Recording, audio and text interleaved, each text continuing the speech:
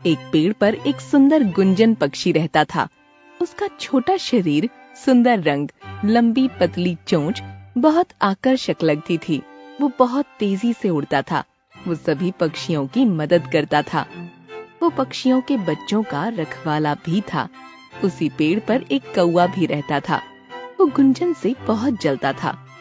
उसने गुंजन को रास्ते से हटाने की योजना बनाई। वो शेर के पास पहुंच गया। शेर महाराज, आप जंगल के राजा हैं। आपके पास सब कुछ है, लेकिन एक कमी है। इसी जंगल में जादुई मोती है, लेकिन वो आपके पास नहीं है। उस जादुई मोती से जो चाहो वो मांग लो, मिल जाएगा।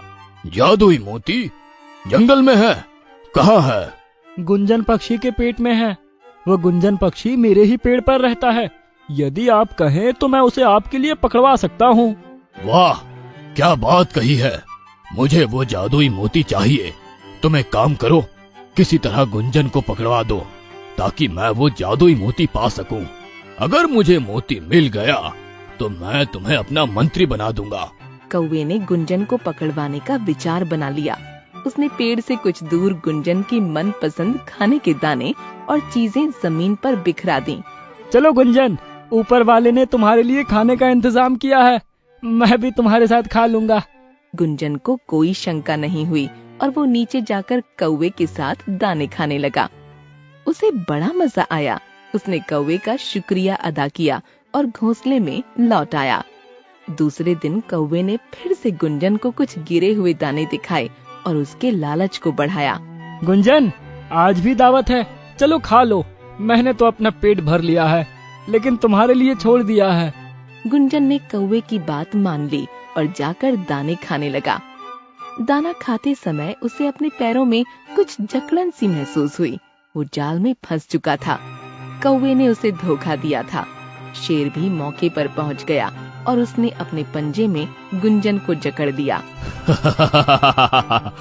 गुंजन, मेरे हाथ आ गया। अब तो जादुई मोती भी मिल जाएगा। हे राजन, आपकी पहली बात तो सच हुई, लेकिन ये जादुई मोती वाली बात मेरी समझ में नहीं आई। जादुई मोती जो तुम्हारे पेट में है अब मुझे मिल जाएगा।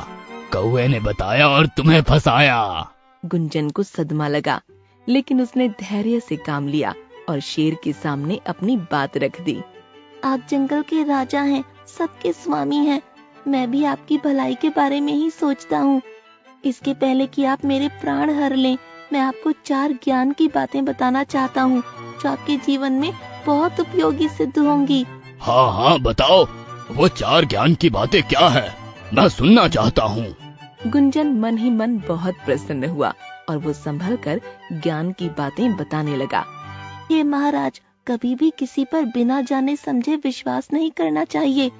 दूसरी बात, सही मौके बार बार नहीं मिलते, इसलिए उसका फायदा उठाना चाहिए।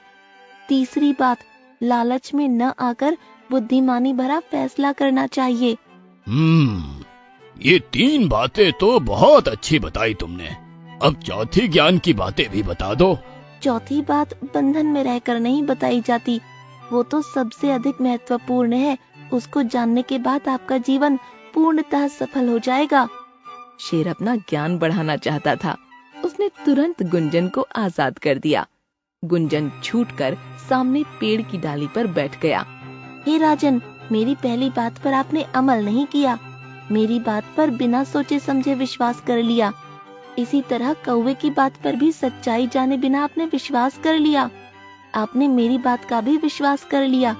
दूसरी बात, मुझे पकड़कर आपको सही मौका मिला था, लेकिन आपने उसे गंवा दिया।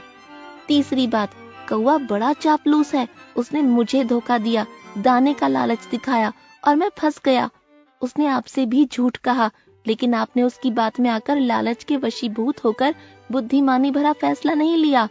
चौथी बात ये है कि मेरे पेट में कोई जादुई मोती नहीं है। यदि होता तो मैं भी जादू के बल पर पहले ही आजाद हो गया होता। मुझे अपने दिमाग की चतुराई लगाने की आवश्यकता नहीं पड़ती। अब मैं भविष्य में उस धूर्त कौवे की किसी भी बात पर विश्वास नहीं करूंगा। आप भी मत कीजिए, बुद्धिमानी से काम लीजिए। इतना कहकर गुंजन पक्षी फुर्र से उड़ गया और शेर ने कौवे को दबोच लिया।